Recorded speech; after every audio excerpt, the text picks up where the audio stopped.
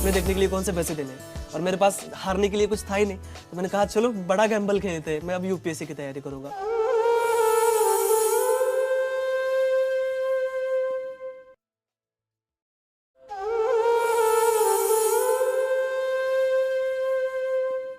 उसके घर में इतनी गरीबी थी कि जब वो चौथी क्लास में था तो उसके पिता उसकी पढ़ाई छुड़वाकर उसको काम पर लगाना चाहते थे। टीचर के समझाने पर जैसे तैसे पढ़ाई तो बच गई, लेकिन जिंदगी आसान नहीं हुई। उसने अपनी पढ़ाई का खर्च उठाने के लिए होटल में वेटर का काम किया, पिता के काम में हाथ बटाया। वो पढ़ता जा रहा था बिना ये जाने कि उसको बनना क्या है।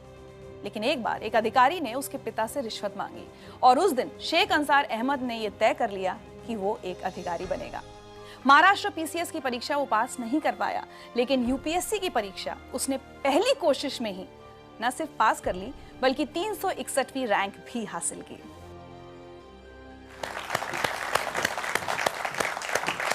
शेख अंसार, वेलकम टू जिंदगी लाइव। अंसार, बहुत बहुत बहुत स्वागत है आपका जिंदगी लाइव में। मुझे बहुत अच्छा लग रहा है इतने यंग ऑफिसर को अपने सामने देखकर। चाहूंगी कि आप सबको बताएं कि किस उम्र में आपने यूपीएससी की परीक्षा क्लियर की है। मैं 21 साल का था तब मेरा रिजल्ट आया था। 21 साल की उम्र में मैंने एग्जाम क्लियर की थी। And you been one of the youngest? जी। वाह।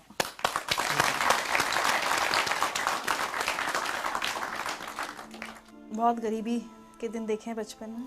जी हाँ बिल्कुल, क्योंकि मेरे पिताजी जैसे एक ऑटो रिक्शा ड्राइवर थे, और जो बीपीएल फैमिलीज होती है, बिलो पॉवर्टी लाइन, जो घर आपने देखा अभी, वो घर भी हमें उसी के तहत मिला था। तो एक बिलो पॉवर्टी लाइन की फैमिली में मैं पैदा हुआ था। अच्छा, ये क्या हालात बन गए थे कि आपके फादर को स्कूल जाकर ये कहना पड़ा कि मैं इसको नहीं पढ़ा पाऊंगा? मेरे पिताजी को किसी ने बताया कि इसको पढ़ा के कौन सी नौकरी लगनी है, सरकारी नौकरियां नहीं है, और हमारी कम्युनिटी के लोगों को नौकरियां नहीं मिलती, कोई नौकरी नहीं देता, तो उससे इसको पढ़ा के कोई मतलब नहीं है, आप इसी किसी काम को लगा दीजिए, घर में 2 पैसे आ जाएंगे। एक मैसेज सुनवाते हैं आपको। जब उसके पिताजी स्कूल में आए तो वो बोले उसका नाम निकालने का है, अब उसको स्कूल में नहीं रखने का। फिर मैंने बोला क्या करेंगे फिर उसका, वो क्या करेगा? तो उसको कुछ तो भी काम धंधा दे के काम करेगा। तो मैंने बोला ये अच्छा नहीं, और वो जहाँ तक पढ़ना चाहे उसको पढ़ने दो। इन्हीं की वजह से एक्चुअली मैं आज यहाँ तक पहुँचा हूँ। अगर ये मेरे पिताजी को नहीं बताते तो शायद मैं कहीं रिक्शा चला रहा होता। आपकी अम्मी भी खेत में मजदूरी करती थी घर का खर्च चलाने के लिए? जी हाँ बिल्कुल, घर का खर्च, और मैं जब पुणे में पढ़ाई कर रहा था तो मेरा भाई भी मुझे पैसे भेज दिया करता था, लेकिन पैसे कभी कभी कम पड़ जाते थे। तो मेरी अम्मी खेत में काम करती थी, लैंड लेबर, तो वो भी उसकी जो कुछ सेविंग होती थी वो मुझे भेज देती थी। चलिए आपके लिए एक और मैसेज। पर आंसर ने पहले पास से रात का भी चिड़चिड़ाक लगा के पढ़ाई करता गया। सो जा बोले होंगे तो नहीं तुम सो जाओ, दिन कभी कभी दिन निकल जाना उसको। जो पहले पास से पहली से नंबर 1 आते गया तो आखिर तक नंबर 1 ही आया उसका। उसकी पढ़ाई को हमने कोई कमी नहीं आने दी, घर के परिस्थिति बताई नहीं हमने उसको कभी।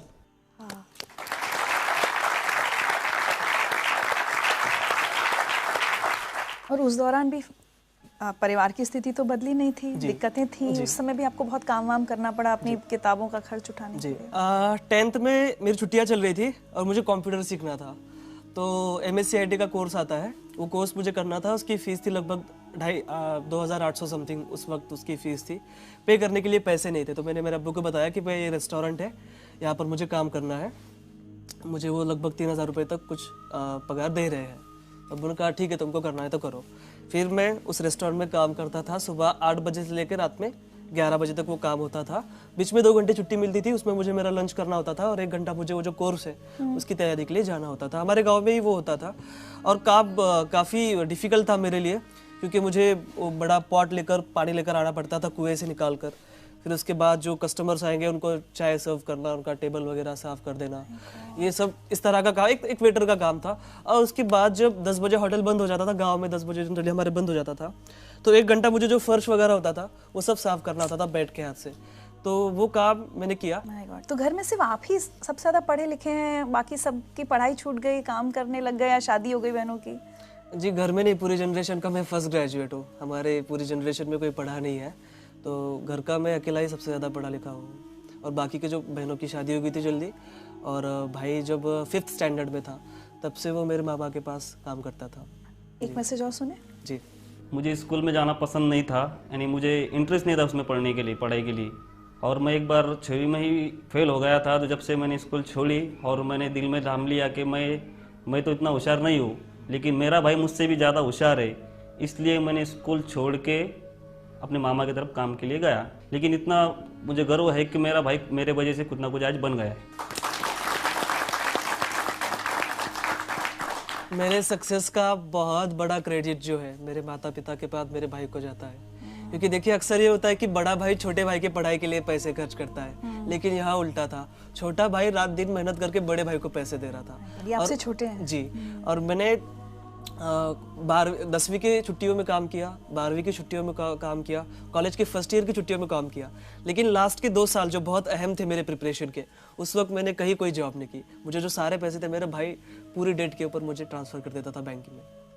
तो बहुत बड़ी बात थी मेरे लिए। अच्छा एक बात बताइए, कभी आपने अपने अब्बू से शिकायत की कि अब्बू अगर 4th में तब वो नहीं आप मेरे टीचर की बात मानते, या अगर मेरी पढ़ाई छूट जाती तो आज मैं IAS ऑफिसर नहीं होता? मैंने कभी मेरे अब्बू से कोई शिकायत नहीं की है। कोई गरीब नहीं चाहता कि उसका बेटा कभी ना पढ़े, कहीं मोल मजदूरी करे चाइल्ड लेबर के तौर पर, कोई बाप नहीं चाहता।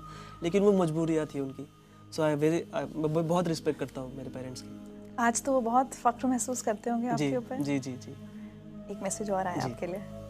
12वीं में उसको 100 पाव के 100 मार्क मिले, आर्ट्स में वो भी। तो मास्टर लोग मुझे वहाँ बुलाए, बाहर वाले कॉलेज में मेरा सत्कार रखे, मेरा स्वागत करे, मेरे को बुलाए। फिर मेरे और छाती ऐसी धड़कने को लगी कि मैंने बोला आप कुछ तो भी मेरा बच्चा बनने के काम का हो गया, कुछ तो भी है मेरे में ताकत। वो हिसाब से फिर मैं करते गया। फिर बाद में बोला अपने को जो घर भी बेचना पड़ा और दुकान भी बेचना पड़ी और गाड़ी भी बेचना पड़ी तो भी बेच डालेंगे, अपन अपने बच्चों को पढ़ाएंगे। उन्होंने मुझे पूछे कि आपका बच्चा क्या बना, तो मैं बोला सर मुझे वो भी नहीं मालूम, मेरे को इतना मालूम है कि मेरा बच्चा कोई ऑफिसर बनने वाला है। ये बताइए, अब ये सब हालात हो गए, उसके बाद ग्रेजुएशन, और दिमाग में ये कब आया कि मुझे UPSC, मतलब गांव में जैसे आप पले बढ़े, आपको पता भी नहीं होगा कि UPSC की परीक्षा भी कुछ होती है, तो ये सफ़र तक कैसे पहुँचे? हमको एक घरकुल योजना मिली थी BPL फैमिली के तहत। तो मेरे पिताजी तहसील ऑफिस में उसका चेक लाने के लिए गए थे। वहाँ के ऑफिसर ने कहा कि देखो अगर आप मुझे 10% देते हो, 30,000 हमको तब मिल रहे थे, 10% अगर आप देते हो इसका 3,000 रुपये, तो मैं आपको अभी चेक आपका सैंक्शन करा दूंगा फास्ट इमीडिएटली। ऐसे हालात में 3,000 रुपये की रिश्वत उन्होंने उस ऑफिसर को दे दी। तब उस वक्त मुझे रियलाइज़ हुआ कि करप्शन के सबसे बड़े शिकार हम जैसे गरीब लोग होते हैं। फिर 10th की छुट्टियों में हमारे क्लास टीचर थे मापारी सर, वो ब्लॉक एजुकेशन ऑफिसर बने। महाराष्ट्र पब्लिक सर्विस कमीशन के MPSC के जो स्टेट का एग्जाम होता है वो क्लियर करके ऑफिसर बन गए। उनका मैंने पेपर में नाम पढ़ा, फिर उनको मैं जाकर मिला, मैंने कहा सर आप ऑफिसर बन गए और मुझे भी ऑफिसर बनना है, कैसे बनते मुझे प्लीज़ बताइए। फिर उन्होंने मुझे MPSC के बारे में बताया। फिर मैं जब कॉलेज में गया 10वीं पास करके, वहाँ पर हमारे एक टीचर थे जो वो भी तैयारी कर रहे थे UPSC की। उन्होंने उनसे MPSC के बारे में पूछा और फ्लो में उन्होंने मुझे UPSC के बारे में बता दिया कि ये भी बड़ा, उससे बड़ा एग्जाम होता है, इसमें से IAS बन सकते हो, कलेक्टर बन सकते हो। सपने देखने के लिए कौन से पैसे देने, और मेरे पास हारने के लिए कुछ था ही नहीं। तो मैंने कहा चलो बड़ा गैम्बल खेलते हैं, मैं अब UPSC की तैयारी करूँगा। अंसर, कभी जब तैयारी कर रहे थे UPSC की, उस दौरान भी तो ये फेज आया होगा कभी कि ये प्रेशर बने कि अब छोड़ो, इसमें तो पता नहीं होगा या नहीं होगा, कोई छोटी मोटी नौकरी कर लेते हैं, कम से कम अब्बू अम्मी का हाथ बटाएं, ये प्रेशर था आपके ऊपर? जी बिल्कुल था। बहुत बार ऐसा लगता था कि कंपटीशन देखिए 5-5.5 लाख बच्चे एग्जाम देते हैं, तैयारी करने वाले तो उससे भी ज़्यादा है। लेकिन बाद में खुद से मैं पूछता था कि ठीक है मैं ये नहीं करूँगा तो क्या करूँगा, छोटी मोटी कहीं नौकरी कर लूँगा, उसमें मैं सेटिस्फाइड नहीं रह पाऊँगा, मुझे बड़ा करना है कुछ तो। और मैं पढ़ाई भी नहीं छोड़ सकता था क्योंकि देखिए मेरे सामने 2 ही ऑप्शन थे, डू और डाई। इसमें मुझे करना ही था और वही रीज़न है कि मैं इतनी फर्स्ट अटेम्प्ट में 21वीं साल की उम्र में ये क्लियर किया, क्योंकि मेरे पास दूसरा कोई ऑप्शन नहीं था। एक मैसेज और है आपके लिए। जब UPSC मेंस का रिजल्ट लगा उस दिन मैंने तुझे कॉल किया था और मैंने तुझे सबसे पहले बताया कि तू पास हो गया है। उस शाम हम मिले भी थे, तू बहुत खुश और इमोशनल था, मैं भी वो खुशी जाहिर कर रहा था। पर उस इतने बड़े दिन भी तेरे पास खाने के लिए पैसे नहीं थे। हम दोनों ने हमारे घर पे ही खाना खाया था। मेरे लिए ये बहुत बड़ी बात नहीं है कि मैंने तुझे खाना खिलाया, पर मेरे लिए ये अवसर था कि मैंने इतने कम उम्र वाले एक IAS ऑफिसर के साथ खाना खाया।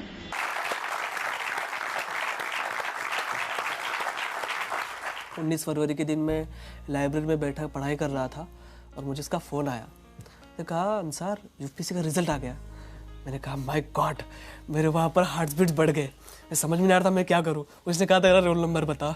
मैंने कहा ले लो भाई। मैंने उसको मेरा रोल नंबर भेजा और उसने मुझे कॉल करके बताया कि कॉन्ग्रेचुलेशंस तुम पास हो गए हो। मैं आपको बता नहीं सकता कि वो खुशी क्या थी। मुझे ऐसा लग रहा था कि मैं सातवें आसमान पर हूँ, मेरे पैर ज़मीन पर ही थे, लेकिन मैं बहुत ज़्यादा खुश था। उस दिन शिव जयंती थी, पूना में नगाड़े बज रहे थे और मुझे ऐसा लग रहा था कि ये मेरे जीत के लिए बज रहे हैं। शिव जयंती के दिन मुझे ऐसा लग रहा था कि मुझे गिफ्ट मिल गया हो कोई। मैं बहुत खुश था। मैं मेरे दोस्तों के पास गया, हमने सेलिब्रेट किया। अब डिसाइड किया कि चलो बाहर खाने के लिए चलते हैं। अब जनरली देखिए एक रूल तो ये है कि जो कुछ जीतता है उसको ही खिलाना पड़ता है, उसको ही बिल पे करना पड़ता है। लेकिन मेरे फ्रेंड्स को पता था कि बंदे के पास पैसे नहीं है, तो उन्होंने कहा कि यार छोड़ो यार, बाहर क्यों जाना, रूम पर ही खा लेते। तो हमने उसके रूम पर ही खाना खाया था।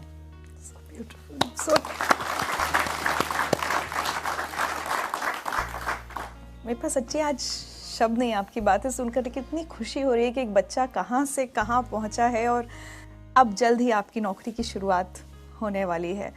आपको लगता है अंसार, आप जहाँ से आए हैं, आपका जो बैकग्राउंड है, क्या वो आपको एक अलग ऑफिसर बनाएंगी? मैं ये सोचता हूँ कि मेरे लाइफ में मैंने जो फेस किया है वो किसी और को फेस ना करना पड़े। तो जाहिर सी बात है कि मैं एक अच्छा ऑफिसर बन पाऊँगा। मेरे साथ वो मोटिवेशन रहेगा। जब भी मैं किसी बच्चे को कोई काम करते हुए देखूंगा तो मुझे वो फीलिंग आएगी कि कुछ साल पहले मैं भी ऐसा काम कर रहा था और मुझे बहुत बुरा लगता था जब मैं किसी को चाय सर्व करता था या किसी का टेबल साफ़ करता था। तो वो फीलिंग आएंगी और मैं उसके लिए काम करूँगा। तो मुझे लगता है कि मैं एक अच्छा ऑफिसर बन पाऊँगा just because of my background.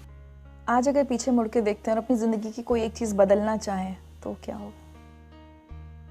मेरी ज़िंदगी की मैं चाहूँगा कि मेरा बचपन फिर से आ जाए और मेरे पिताजी उसमें IAS हो। सो जैस मुझे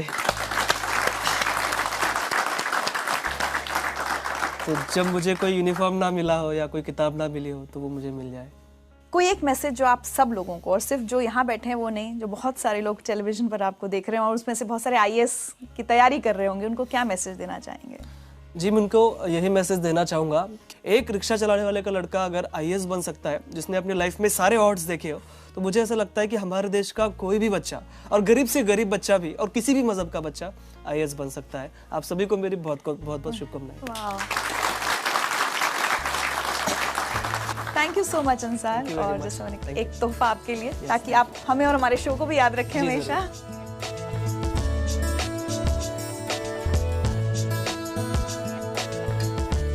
Oh my God.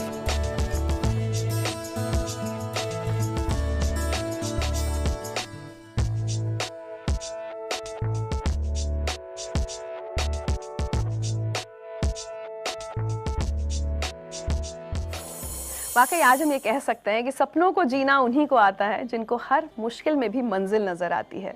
आज के हमारे इन सभी मेहमानों ने जो ख्वाब खुद के लिए बुने थे, उसे हासिल करना आसान नहीं था। बार बार गिरने के बाद ये संभले, और आज इन सभी की कहानियां लाखों लोगों के लिए एक प्रेरणा है, खासकर उन लोगों के लिए जो सपने देखने से नहीं कतराते, जो मुश्किलों का डट कर सामना करते हैं, जिनके ख्वाबों के आड़े गरीबी नहीं आती, जो किस्मत बदलना और मजबूरियों को हराना जानते हैं। और हाँ, अगर आप इन जैसे किसी होनहार बच्चे को जानते हैं ना, तो उसकी मदद ज़रूर कीजिएगा, उसका सपना पूरा करने में भागीदार ज़रूर बनिएगा, अच्छा लगेगा।